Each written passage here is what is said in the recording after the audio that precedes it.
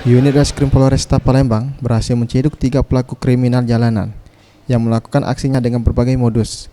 Ketiga pelaku yang ditangkap yaitu Hatta, warga Kemesrindo, Kertapati, Julkifli, warga Kecamatan Kemuning, dan Muslim, warga Ogan Baru, Kertapati.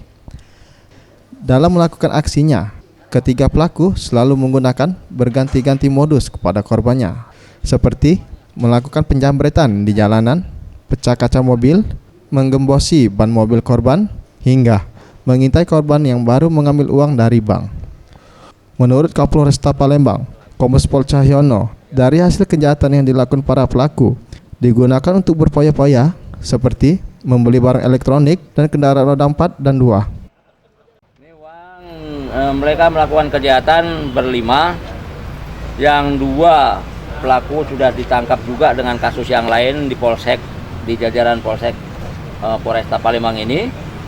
Kemudian yang 2 masih kita cari. Ini aktor utamanya. Berhasil kita amankan juga. Para Dwi Satria, Rizky Hidayat, Sriwijaya TV.